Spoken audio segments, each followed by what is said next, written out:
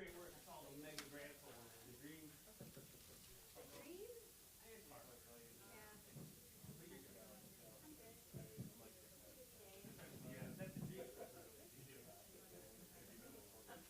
Well, But now the grand's all gone. Wendy's got to get starting to already fall apart, so we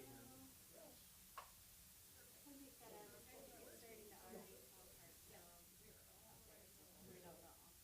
Pushing that. I'll move go there. We'll all be taken care of that. That's not the res. That's not the right res. Yeah, move to a different res. If you know what to say, that's really nice, because I'll say it all. Yeah.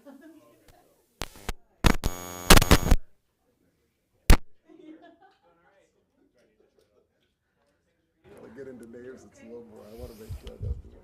So. That's totally fine.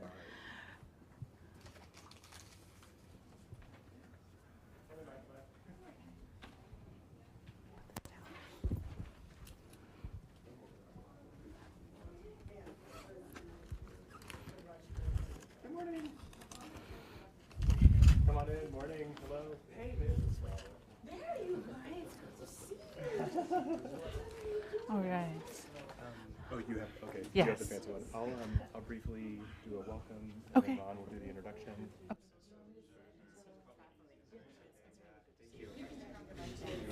Is there anyone sitting there? No. There you go. Turn it back on.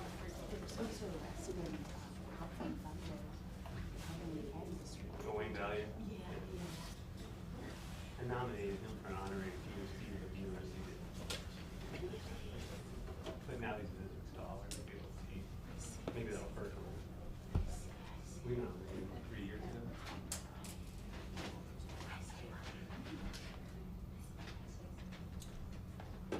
All right. Testing. Good. Okay.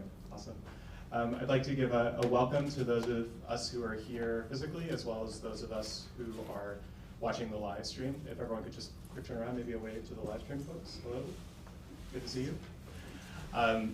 The live stream folks will also have the opportunity to have questions in the chat, which once we get to the finish of Dr. Stevens' remarks, then we'll be able to engage with those.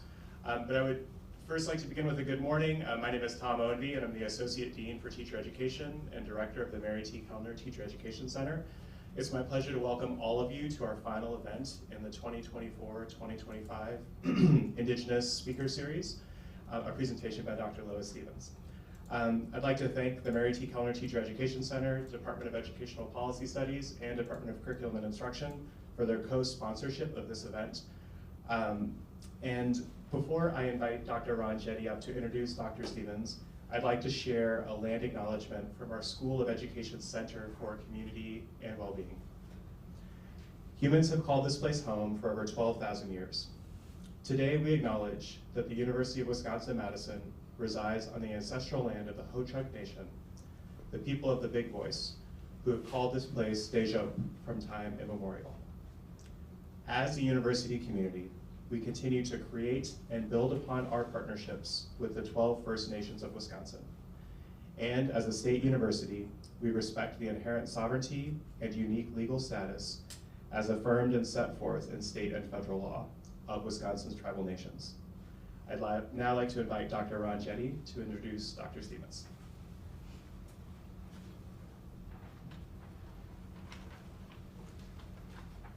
Thanks very much, Tom. We're really excited about our final speaker of the year here.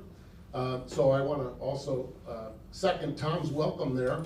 Our guest, Dr. Lois Stevens, is a mother, educator, researcher, geographer, and probably most importantly, citizen of the Oneida Nation in Wisconsin. Her true name is Kahan Tuwana. Sorry, hope I didn't butcher that too bad, Lois. Given to her by her great-grandmother. She raises 3 daughters with her partner, Paul, and she is an assistant professor of First Nation Studies and the First Nations Doctoral Program at the University of Wisconsin-Green Bay. She received her master's degree in Indigenous Studies and also a PhD in the Department of Geography, both at the University of Kansas. Growing up on the Oneida Reservation, she developed a deep appreciation for ancestral knowledge, communal relationships, and an understanding of her impact on Mother Earth. As a researcher and geographer, her interests involved the effects of environmental change and place-based adaptation within Indigenous communities. As an educator, she is invested in empowering Indigenous voices, encouraging individual wellness, and helping others find their gifts. Please give a warm UW-Madison welcome to Dr. Lois Stevens.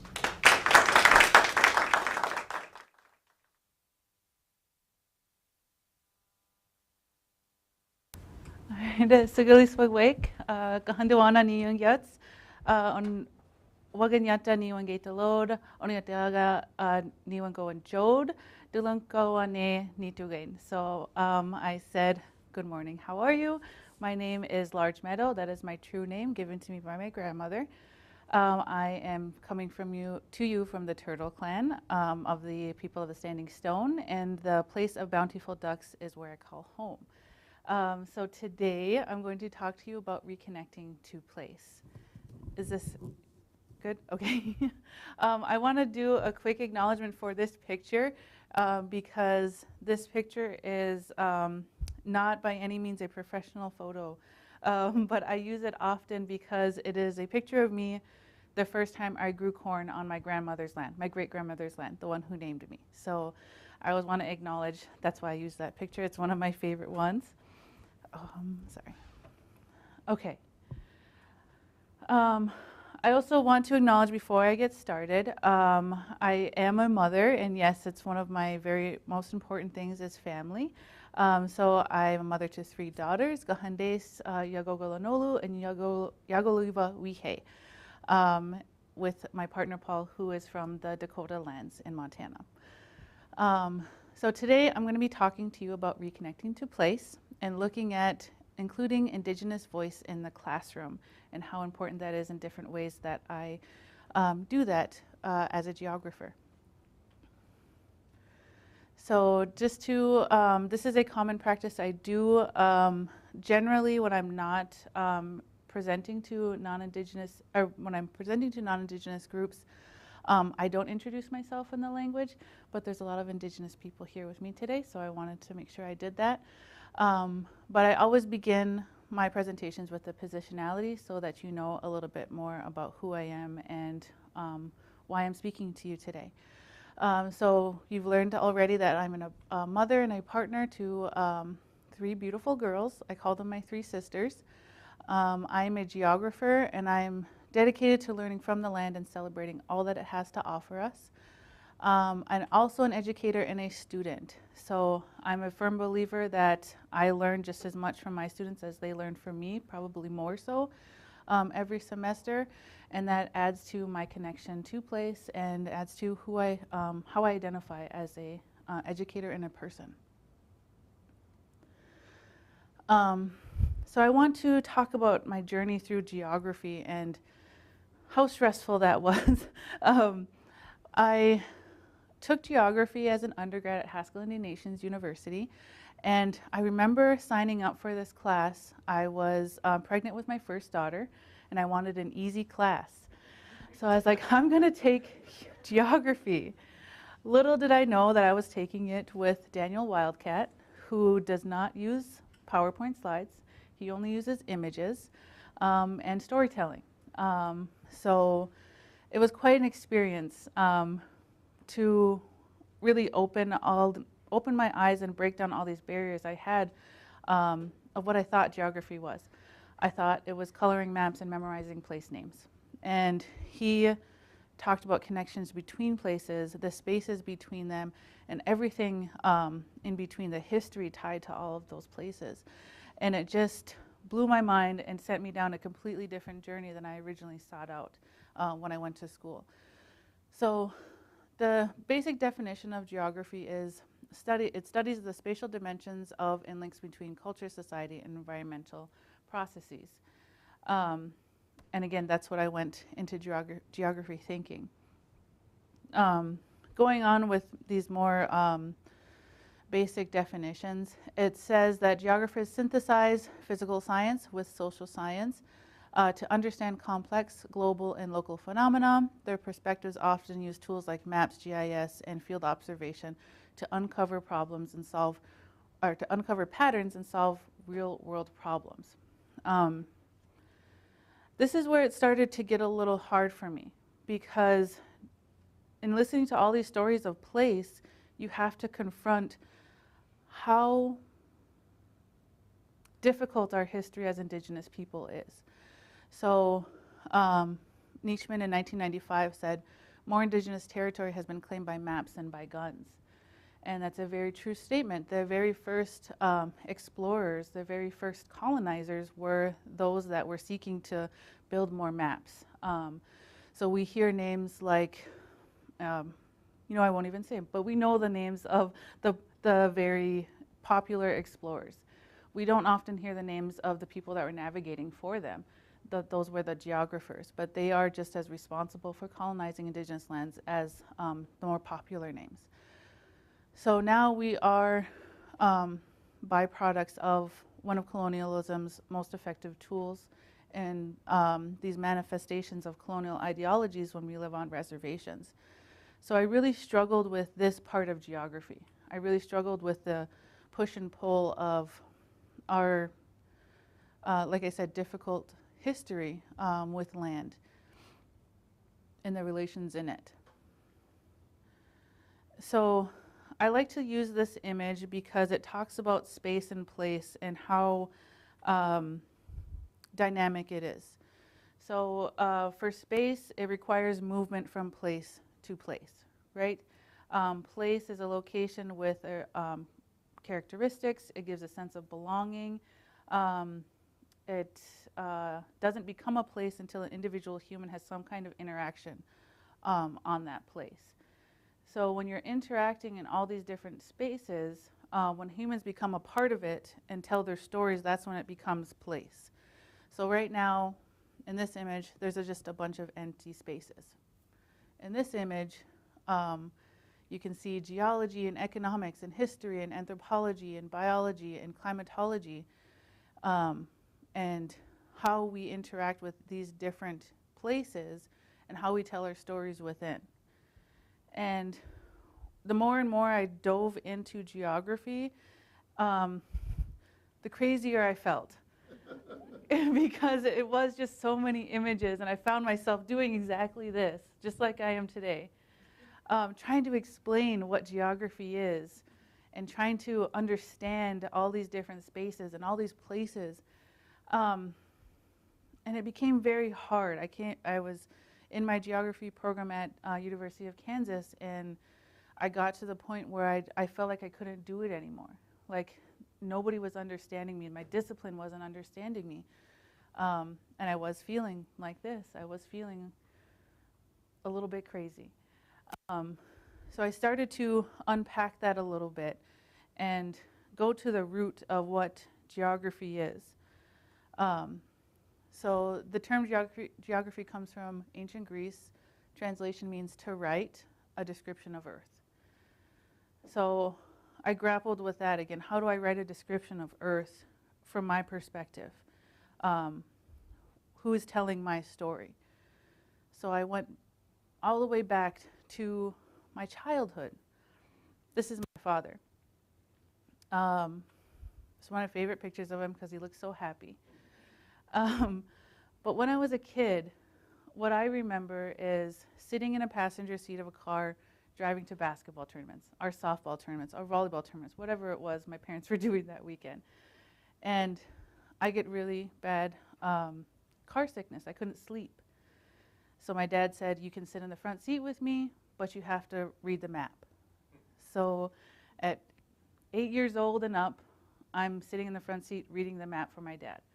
I learned very quickly how to read the map, how to understand the scale, how to map out where we were going to stop, how far we were going, how quick we were going to get there, all the little things. I didn't realize at the time, but I was creating relationship with all these different spaces. So now if I drive past Wausau, I still see the same ice cream shop we stopped at as kids. The highway's different, There's a Starbucks there now right across the street, but the ice cream shop is still there. The stories of that place are still there. So I keep going, digging deeper into my childhood and what made me me. And I go to this is my mother. And she loves telling me this all the time now that I have 3 kids. But when I was young, I loved to talk and I loved to ask questions. So she told me that, okay, Lois, you have 3 questions left. You can only ask 3 more questions. And she said, and then after that, you really have to think about my answers. And you can write them down later. So I think really hard. I'm like, I only have 3 questions. You know, I'm down to 1 question left. What am I going to ask? So I'd think really critically and careful about what I was asking. And then she would encourage me to think about it, and then she would encourage me to write it down later. I didn't realize she was giving me that gift of story. She was telling me how to write down my stories and my connections and my so many different things. And that's when I really found it. That's what geography is to me. It is my connection to those various places and the people that were there with me at those times. So I dove back into that, and I found my passion again for geography and understanding Indigenous place and what it is. So Kahete tells us that geography is our relationship to geography is Indigenous place, our sacred ecology. It's those cultural landscapes that are infused with meaning for different people. He also said it is a place that holds our memories, and the bones of our people is a place that made us. So he's talking about those oral traditions that we've carried forward that have long been discredited as creation stories or, again, just stories. But a lot of them, they're scientific processes, right? They're agricultural practices, it's climatology, so many different relationships to these places. And I like to use this map because it shows multiple different tribes and their different names for a geographic location. And it acknowledges that one place is going to have a different story depending on who was there and what time they were there. And we're starting to see a resurgence of these kinds of maps that tell these kinds of stories and not just the story or the colonized version that we are used to. And that's when, again, I found my passion for geography and my reconnection to it. We also have to understand that place is a constant act of engaged learning, and when you're truly engaged in place, you're retelling the stories that were there before you. So land acknowledgement is a good example of that, right? We're acknowledging that there was individuals here that called this place home long before all these buildings were here. But tying into that is telling the place-based struggles specific to each Indigenous community. So it's acknowledging, yes, there was somebody that called home, but hey, and there was a lot of bad things that happened. What are we doing now in this place to try to atone for those, the bad things that our ancestors did? Place is constantly evolving. We have to acknowledge that sharing ancestral knowledge comes along with creating new knowledge. So once you become a part of a place, just like here on campus, you become responsible for this place. You become responsible for the stories that are told. Something that you do here may echo into 20 years from now. So how do you want this campus or this place, this land to tell your story? What do you want them to say about you when you're long gone from this place? So while you're creating new knowledge within our communities, it is your responsibility to keep that cycle going, keep passing on those stories. So this is my the version I used for my dissertation on geography. Rather than the place version, I used terms that spoke to me, even though I was talking about climate, I was talking about adaptation, I was talking about stewardship plans, I was talking about climate change, I was using, the scientific terminology. To me, that was agricultural cycles or ancestral knowledge or place-based struggle, natural world. Was talking about climate and the ceremonies tied to the climatic changes. landscapes and language, all these different things were part of my story and the story of my community. And I can't tell the story of climate change or tell the story of how our corn is struggling without all of these things. They're inherently tied to those processes.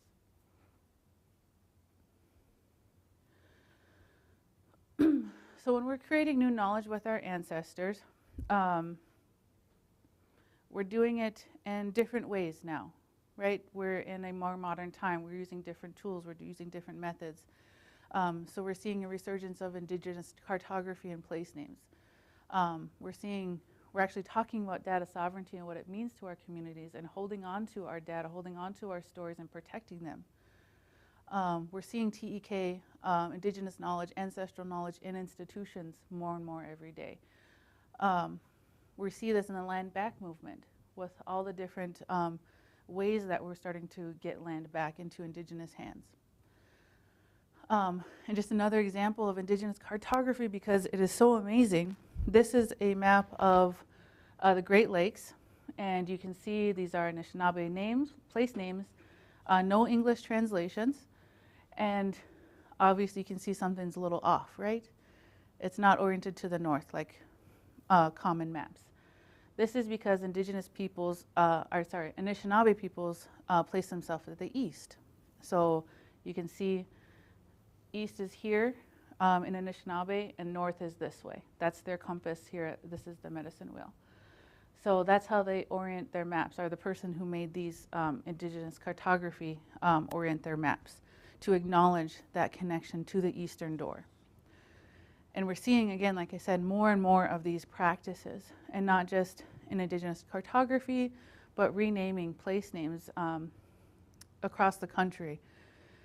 Now, I do acknowledge with the most recent administration, we have seen kind of a reverse of that or a pause of that, but that's okay, because it doesn't matter how many times they change the names, the stories are still connected. And that's what we need to hold on to through these harder times. If you're interested, there is a website, and I can share it later, but it's called decolonialatlas.com, and has tons of maps very similar to these ones, all over the US.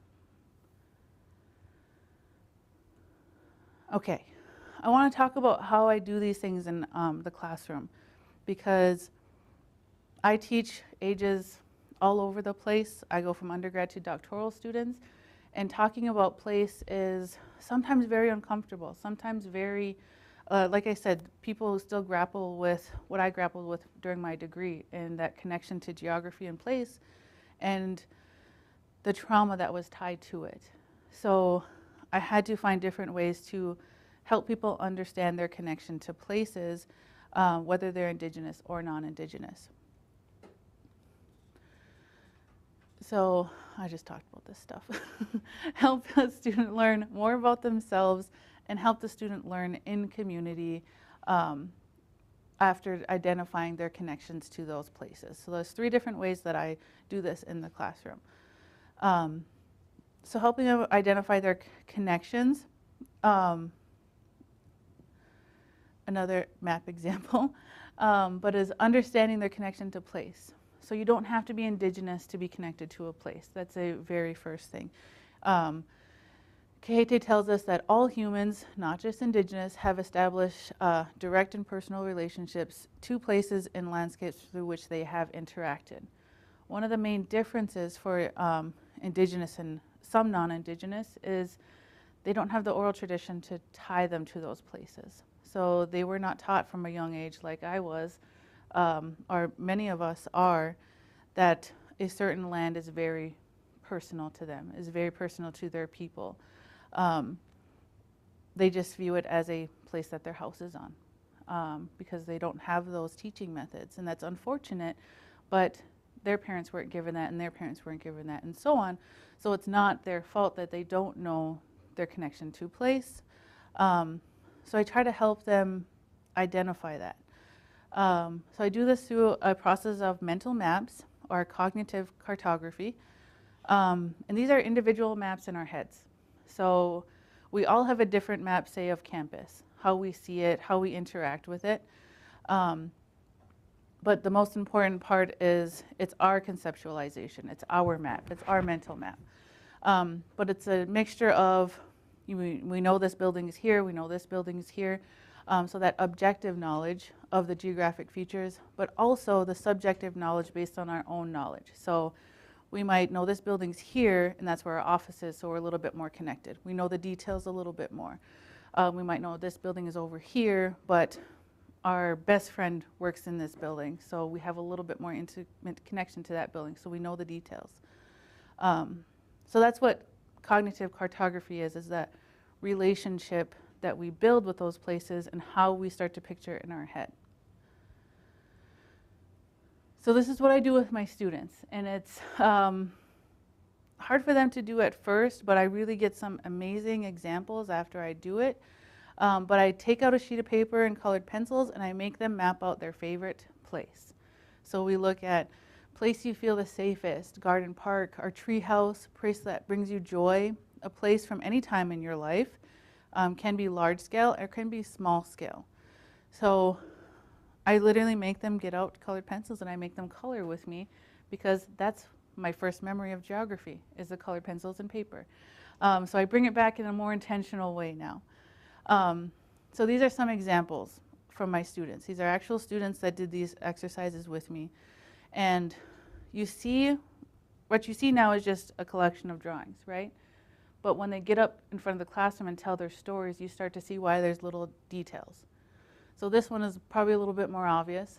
There's no houses on this street except for their house and their best friend's house, because that's who they relate to. That's what brought them joy. This one is her apartment. She took it very literal, but the only thing she gave color to was her bed, because that's her safe space, her bed in her room. This one is a very common one I get. I always get at least, out of 60 students, I get about 15 grandma's houses every semester. And I just started with a picture of my grandma's land, so I totally get that. But this is grandma's house in Mexico. And she told a beautiful story about sitting out here in these chairs and listening to her grandma tell stories, listening to her grandma teach her how to cook, how to harvest, all these different things. And I like using this one because this is my student's bedroom, and he drew, you can see Pokemon characters up there, and those characters weren't there in real life, right? But in his safe space in his room, he felt like they were there.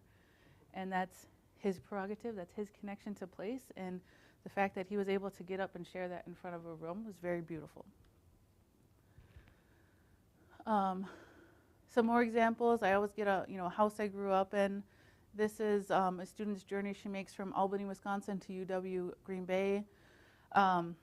This was a cool one. It's just a shed. But he told the story of riding four-wheelers with his best friends. And that's where the tracks were. He said we'd go behind there and we'd go into the woods for hours. This one is one of my Hmong students who grew up in Chicago, and she drew her house and the family restaurant that they owned.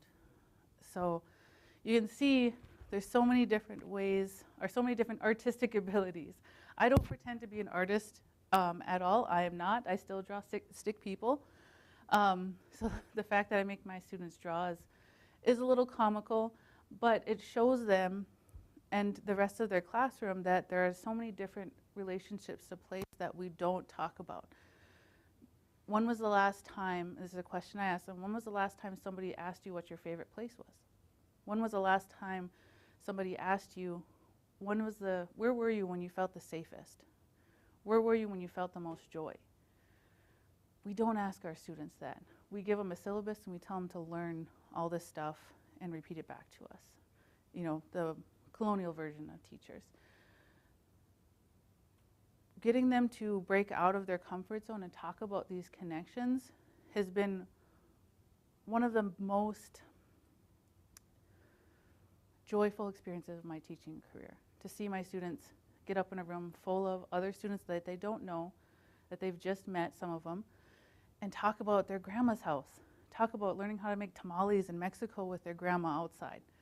Talk about four-wheeling with their best friend when they were kids, and have all these details going back to that place that they haven't talked about in years, and seeing the joy that they have when they talk about that, seeing their faces light up when they're talking about these places. So that's where I get my students when I start talking about climate and geography and all the horrible history with geography, is I remind them of these places. I remind them of these connections, that we're not just talking about a piece of land somewhere else that impacted other people. We're talking about pieces of land that somebody had these relationships with, somebody had these connections with, so that they can grapple with that connection. They can grapple with those ideas instead of setting them apart from it.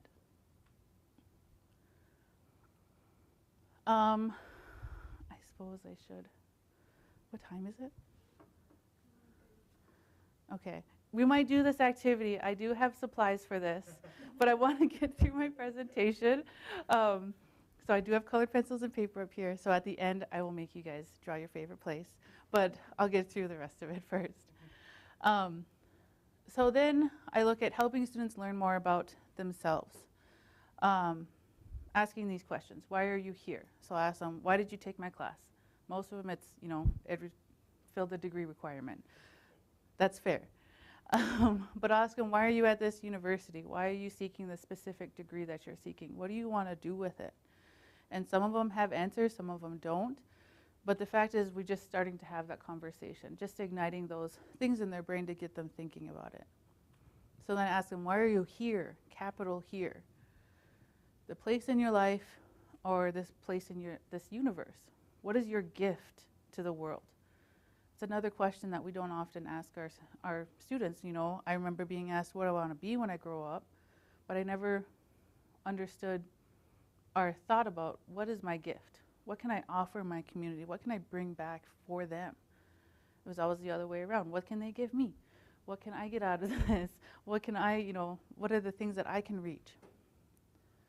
So getting them to really think about their why is the next part of understanding place. So I do this with teaching them what positionality is. So how I started the presentation today, telling you guys a little bit more about myself. So a description of one's identity in society, especially as it relates to a particular project or topic, recognizes our own identities, that our own identities shape how we see the world. It acknowledges that the same information could have different meaning for someone of different identity in which we see the world. That is a big one. It's really hard to get students to understand that somebody else can look at a piece of information, they can look at a slide, they can look at an image and get a completely different reaction than the person sitting next to them because of how they grew up, because of their personal identities, how they see the world. Race, ethnicity, gender, age, all of these things that are woven in between them really impacts how we see the world. So our background gives us a particular lens through which we see, and understanding our own positionality can help us confront all of our biases that we may not know that we have. When we're teaching in Indigenous studies, for instance, a lot of people have preconceived notions or stereotypes from their childhood that they don't realize that they're still carrying. So helping them break a lot of those down is really important in understanding themselves. By acknowledging limitations of our viewpoints and experiences, we can create space for inclusion of others and actively seek out new information. And it challenges systemic oppression. It challenges that we're all the same. We go into a classroom, we sit at a desk or a chair, and we're all the same student. We all need to be taught the same. And that's not true. We're all different. We all have our own positionality. We all have our own stories. And how we see the information is going to be different from person to person. Builds trust and relationships in and outside the classroom. So instead of just coming to a class and falling asleep, which I have said some of those students as well, but you actually enjoy coming to class. You enjoy the new friends you made. You enjoy what random coloring activity I make them do, or random get to know each other activity that I make them do in class. They start to find joy in the classroom, in that place that they've created. So one of the things I love to do with my students to build their positionality is write down three things that make you you. Write down three things that you love to do. Write down three things that you know you are good at. Write down three things that you know you need to work on. And this one's the hardest. Write down a favorite compliment that someone gave you. So when I was asked this the first time, what's the favorite compliment that somebody gave you? It took me a very long time to come up with this answer. But there was an answer. And it was very tied to what my gift is in the world. So this is a very hard question, but again, I want them to think about it. I want them to think about the last time somebody said something to them that made them feel so good that they carry it with them every day. And to say it out loud, write it down, and I make them say it out loud. Then we put it on a Post-it, and we create a whole board of our favorite compliments in class. Because I want them to see it. I want them to bring it alive. Yes, this is one of my favorite ones. And then to build into that positionality, because it's hard to like sit a student down and say, write your positionality, right? I hate being asked to write my bio. I gave you my bio, and I hated writing it. But because we're not comfortable talking about ourselves, right? We're conditioned to be the humble person, to not talk about the accomplishments, to talk about our wins, in our losses. So I try to ease it into with my students by doing this first, and then we build to this. Draft a positionality statement. You share it in a group. How can it be expanded or more explicit? How can it be refined to be more concise? And then we revise and polish positionality statements together as a class so that they're saying these things out loud in the classroom. I'm this person, I come from here, I've done this, I've done that. It breaks down those barriers. It allows people to be themselves in a classroom that was designed for them to be a student and a student only. It's helping the student learn in community. I thought about this one. I had some slides pulled up. I had a bunch of slides with a bunch more words, but this is how I do it. Building their own learning community, getting them outside of the classroom, bringing local tribal community to them, or bringing them to the local tribal community, creating new connections to place, learning stories about the land and what it can teach us about the future, looking forward. A lot of times when we take a class, we get whatever we can out of it, we try to get the A, and we move on with our lives. But I want them to hold on to the stories of the land. I want them to walk out of my classroom on our campus and say, what I'm doing on this campus is going to impact somebody down the road. It's going to impact something down the road. It's going to impact the land down the road. I want them to think a little bit more about how they engage with that land in order to be more intentional about how they interact with it. So I do that, like I said, by getting them out of the classroom. And I just decided to go with pictures in the memory of Dr. Wildcat. I shouldn't in the memory. He's not passed. He's very much alive. Sorry. But him and his pictures, if somebody made him do a PowerPoint, he would just do pictures. And I thought that was beautiful. So I'm taking some pictures from my classrooms. So this one is a classroom looking at our Haudenosaunee white corn being grown by a local co-op called Ohelagu, where they do intercropping to protect the soil. So we visited this one, and we visited a commercial corn operation. This summer was going through a little bit of a drought, so the fields were very different. In the commercial field, they were like up to here. There was a bunch of bald spots. It was really struggling. And in here, you can see, where is he? The one in the hat. He's like 6'2", and the corn is all taller than him. So we're walking through this field, and I'm looking up at my Haudenosaunee white corn for the first time, I think, ever in my life.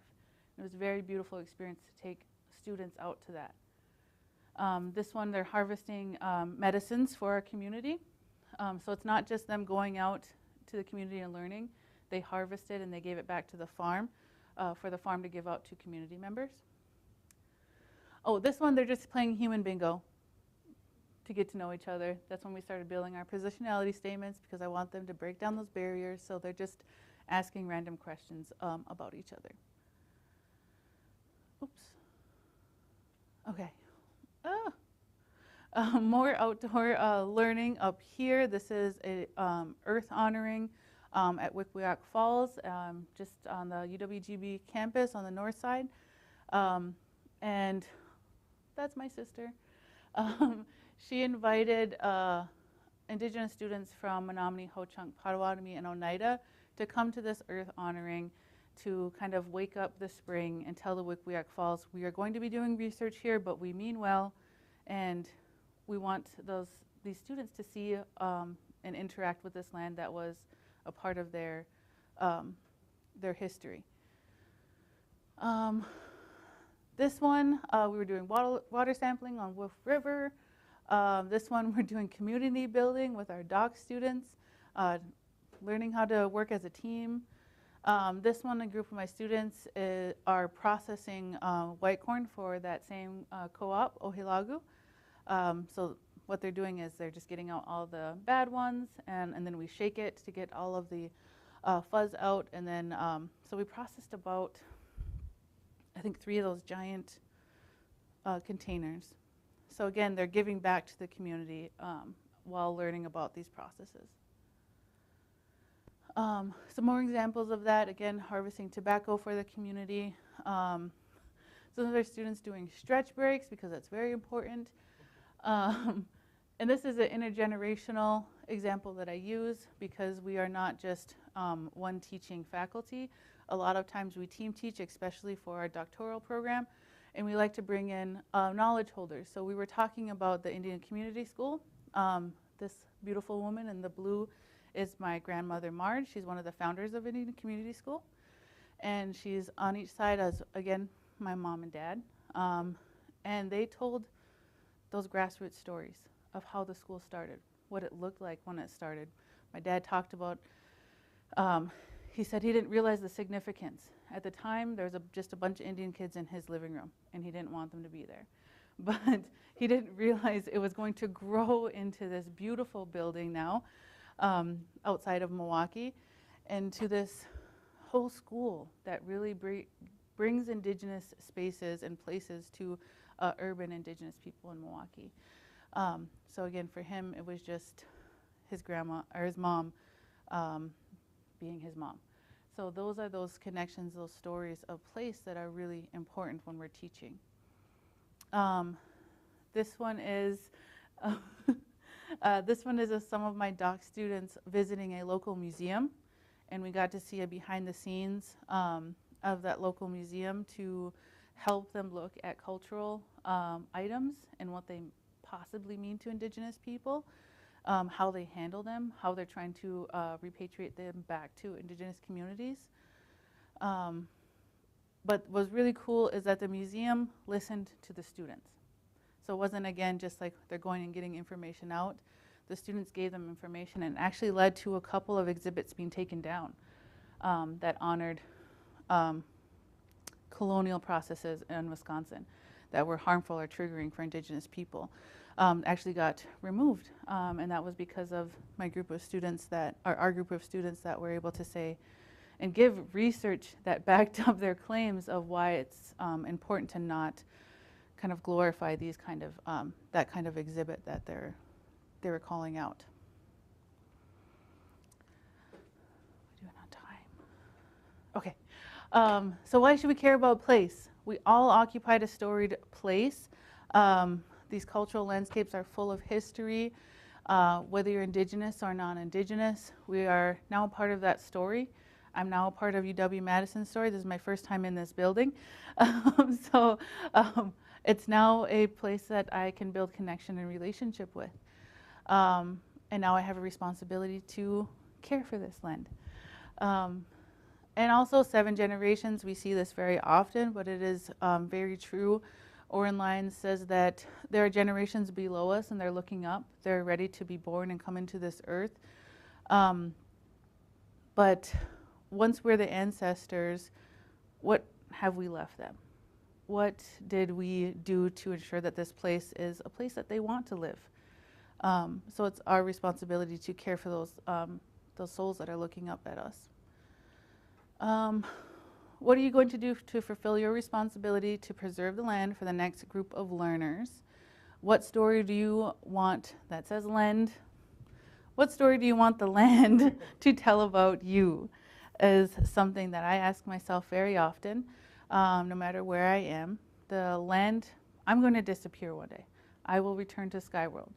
The land, I want to continue, but it's going to tell a story of either we worked hard for it or we gave up on it. So years down the road when we're all gone, this land is going to tell our story, and we want it to tell a good one. We want to tell a story of resilience and responsibility and reciprocity. So with that, I would like to go back to my activity, because I still have time. Rod, can you help me pass some papers out? Yes. Yes, thank you.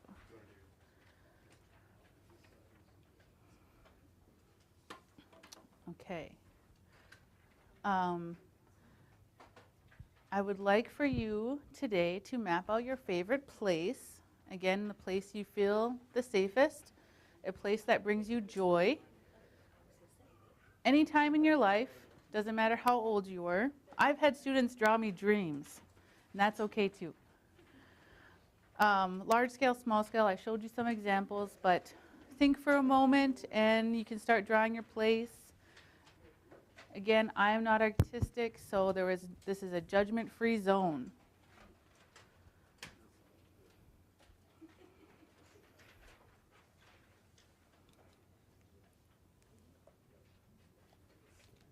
Do you want to borrow a book? Yeah. I didn't think about that. We'll put the books back.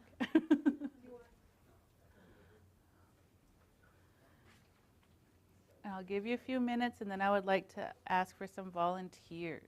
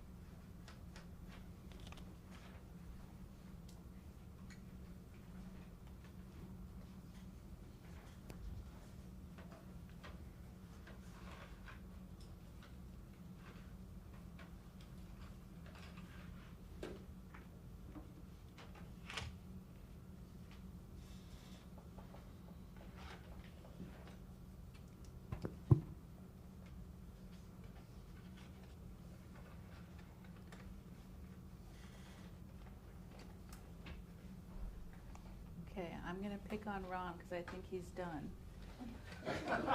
You guys can keep drawing, but I'm going to pick on Ron because I've seen him look up. Would you like to share your map with us? I will, and very rudimentary skills, as you see, but this is, so I live on the east side of Madison. We live right by Lowell Elementary School. There's a bluff, so this, I guess we're spatially oriented this way. So Lake Monona's over here. Our little house is here, and then Lowell's on the corner here, so our son went to school at Lowell. One special spot for me is our backyard, because we have a peaceful backyard with a little area and a little fire pit back there that I can chill in the backyard. But really, something I like to do in the evening, and I was just talking with my colleague Omar the other day about this. We've lived in the same space now almost 26 years. And it's on a bluff right up above Olbrich Gardens off Lake Monona. There's a mound array here. We have a lot of mounds in the city, but Madison has this mound array, and there's also an effigy tree sculpture there. It's a very special spot for me. I've been going out there to relax in the evening for over 20 years now. I call that my bench, but sometimes it's taken, you know? So then I have to take a few spins around the block. But if the weather's nice, I like to get out there and spend some reflective time out there in the evening. So I guess that's a special spot for me, and forgive this rudimentary artwork here. But, yeah. Thank you for sharing, Ron. Would anybody else like to share? Yes. Oh, and then you can go next. Do you want us to come up front or? Oh, you can stand right there. That's fine. Okay. So this is one of the properties that my family owns, and my dad grew up in this area. So, and they're still there. So there's lots of barns that have a lot of memories for me. This one was a storage barn that has antique tractors and things that they no longer use. So it's kind of fun to walk through and see all the cobwebs and to imagine the days that that was used. And we used to, they call it Pharaoh pigs. And that's when you, so I have lots of memories of watching live pig births. And when I was in 5th grade, I did a science project on the difference between cesarean birth and live birth for a sow. So, and this is an old milking parlor that it was not used by the time I was born, but that was what my grandfather used to do, was milk cows. And I liked to walk in there even as a very young child. And I imagined it full of cattle. I always had visions of activity going on, even though I never saw it. This was the house that my dad grew up in. It now is just bricks because it was too old to keep maintained. But my dad has insisted he kept every window, which was the natural windows, and the bricks. He hires high school students to stack the bricks. So this is a lawnmower. When I was little, I used to have to mow this yard, and I never met my grandmother. She passed when my dad was 7, but I always looked at the house and wanted to see her in the window. It was just interesting. So I would always look up.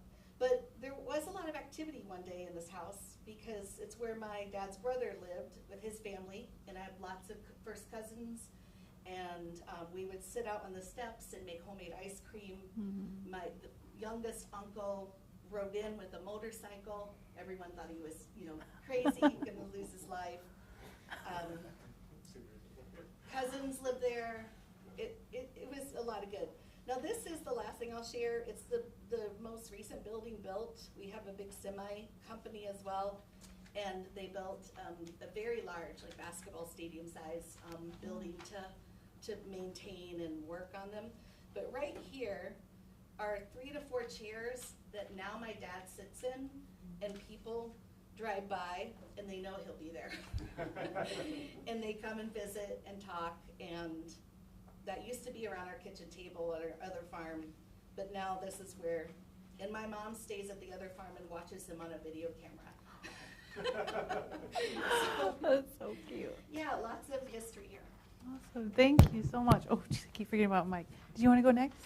Okay, so we'll go on a quick journey back yonder. If anybody would like me to sign this, I would be willing to do so. If you can bring it.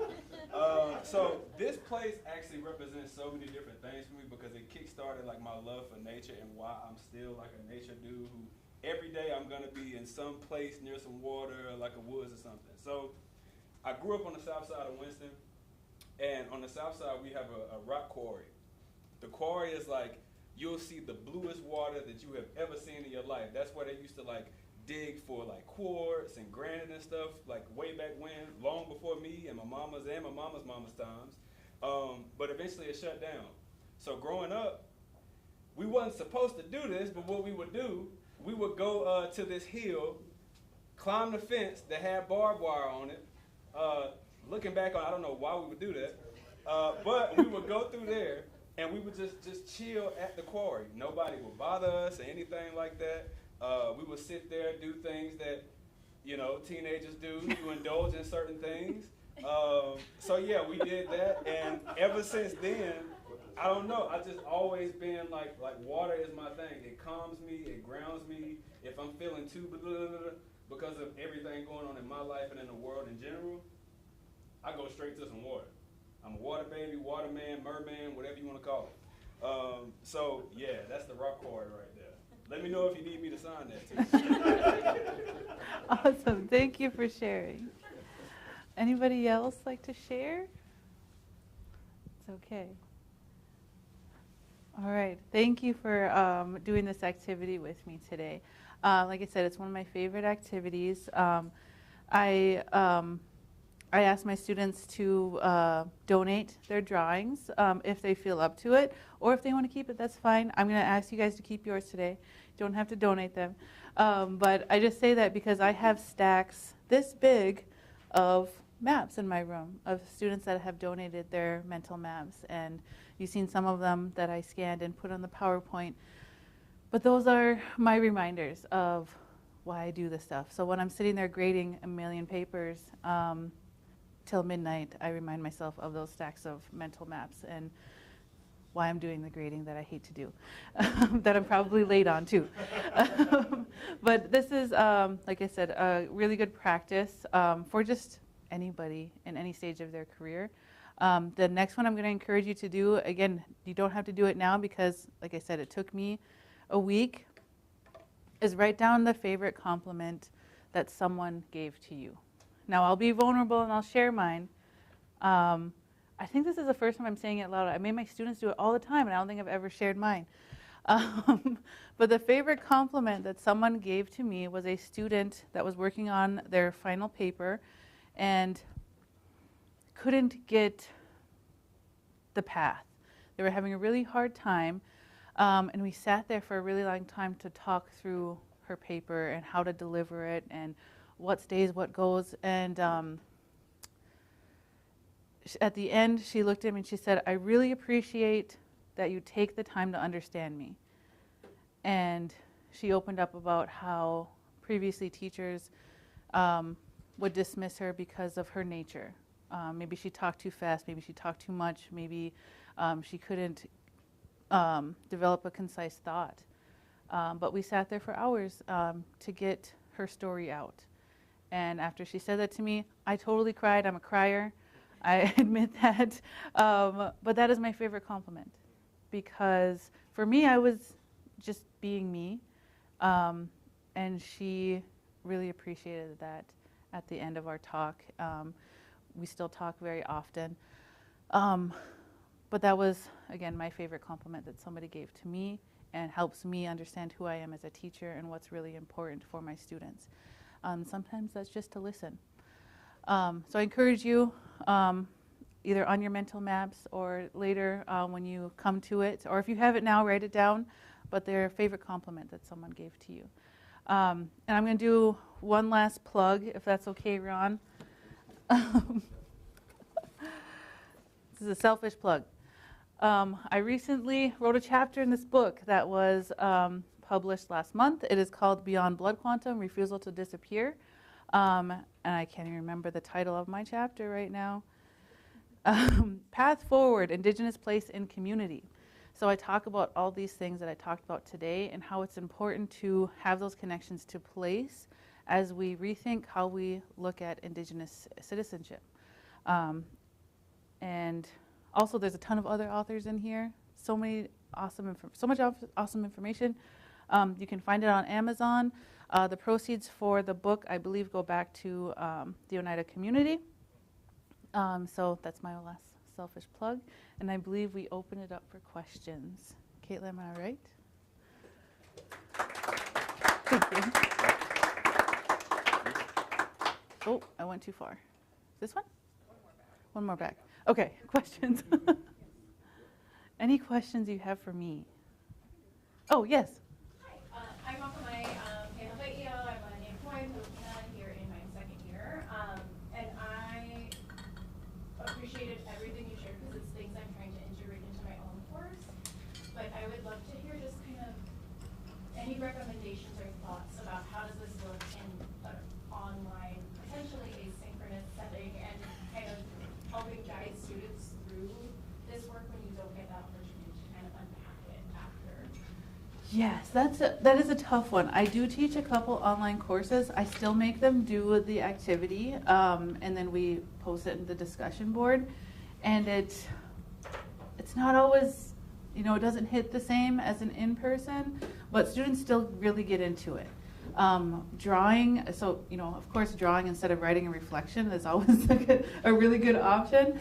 I'll say you can write a reflection to this article or reading, or you can draw a mental map of your favorite place. Majority of them are drawing the map of their favorite place because they don't want to write. So I kind of get them out of that. But they're still very interactive. So they will post their images on the discussion board, and so will tell their story about why they drew this place. And then others, will comment on like, oh, thanks for sharing. And again, it's not as impactful because we're not in person, but it's still a very asynchronous practice that can be included. Another thing when I'm doing online is I'll include YouTube videos of presentations that do positionality. And I'll say you only have to watch the first couple minutes and listen to their positionality. Because it directly usually informs why they're presenting on a certain topic. So I kind of encourage them to do it that way. In class, because when I'm in person, we can do the exercises together, but asynchronous, it's a little harder, so I do the YouTube videos instead to show real life examples of scholars, knowledge holders doing it out there in the world.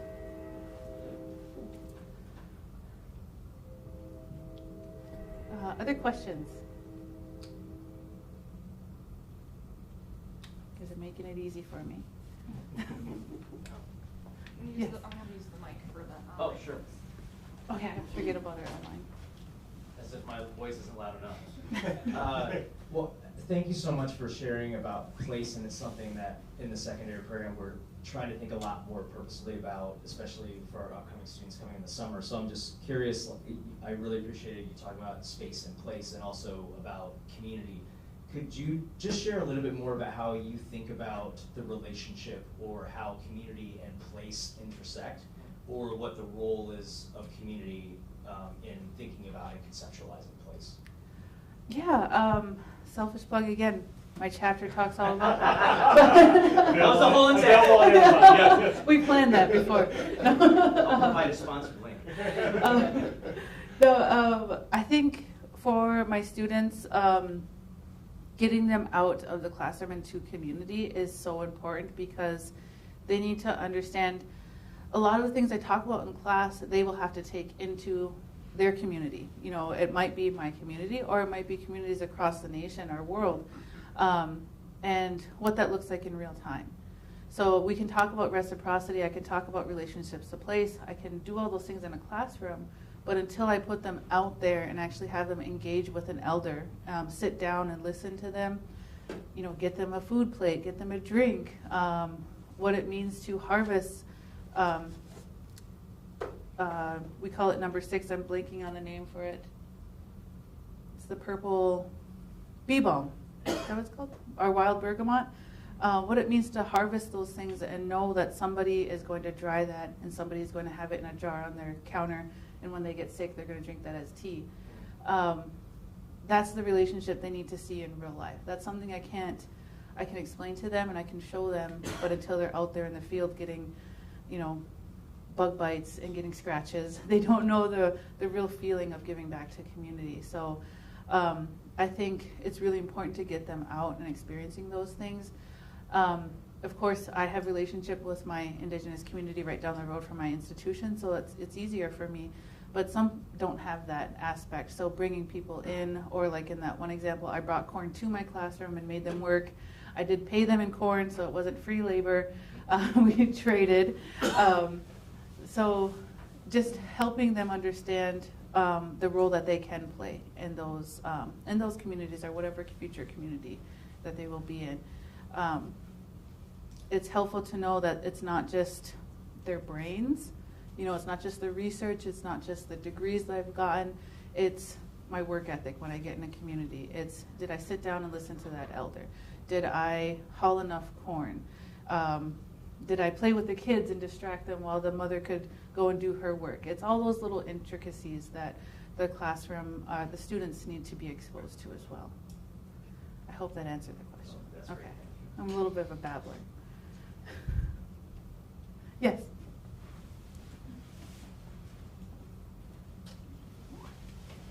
Hi. Thank you. I'll add my voice to the chorus. This was fascinating, and I appreciate you. I'm thinking about integrating some of these practices into a methods class for future teachers, and wondering about buy-in. So part of what I'm wondering is the student population you're teaching, and if it's similar to the student population I would teach, or if they enter your class already bought in to learning about Indigenous ways of knowing and the importance of place and things like that. And if not, how you do address it. Yeah, that's a great question. So UW-GB is a predominantly white institution, very similar to UW-Madison. And I teach students from all over. So my undergrads, of course, are mostly non-native. Some of them don't even know that there's an Indigenous nation right down the road. There's a reservation right there. They don't know sometimes that Indigenous people still exist in the everyday life. They're still holding on to a lot of stereotypes. So I teach that all the way up to, in our dog program, I have Indigenous knowledge holders that have taught me in the past. Like one of my dog students is a mentor of mine that I grew up with in my community, and now I'm his teacher, and I have to be his teacher, and it's really awkward. But I teach him a little bit differently, right? Because I knew he grew up in community and he has all these things. So there's that buy-in. But going down to those undergraduate students, that is the hardest to get the buy-in, and that's why I start with all of the map your place, find your positionality, human bingo, getting them to just tell their stories of how they grew up and getting comfortable with talking about themselves is how I get buy-in. Because a lot of them are just, they don't want to talk about it. They want to sit in the back of the classroom. They want to wear their headphones during class. They don't want to do that work. So getting them uncomfortable a little bit with talking about themselves is how I kind of encourage that buy-in and start talking about Indigenous issues and Indigenous ways of knowing. That has been pretty successful, I would say. And of course, there's always students that push back the whole semester, and that's okay too. But for the most part, I get a lot of students understanding where I'm coming from. And once I get to like the higher levels, I kind of incorporate newer things. Like for my education students, I'll, instead of map your favorite place, we'll map your ideal classroom. And if you got all the money in the world and you can map out your classroom, what would it have? Where would you be? Who would you be teaching? Who would be with you teaching? So kind of tailoring it to your audience as well. And I usually do that. So I don't like open up a classroom like map your favorite place. I kind of ease into it to kind of feel out my students and their comfort level as well. Because sometimes I have to do more of the grade school level you know, ice-breaking stuff to get them out of their comfort zone, and some students are ready to jump right in. So again, like looking at their cues and what I can push. Is that helpful? Okay. Your questions? Aaron. Oh, forget your cup. Thank you for coming. Okay.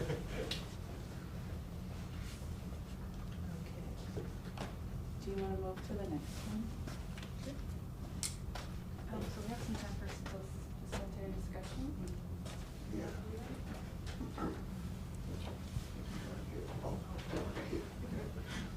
Well, how about a round of applause, first of all, for thank you so much. And one of the things that our colleagues that we, our Advancing Indigenous Education Committee that we have here that setting up our Teacher Education Center team, to get us to think about, you know, the experience that we just had, because we had all these wonderful ideas over the last 70 minutes here. So just take a little bit of time with this reflective activity. So maybe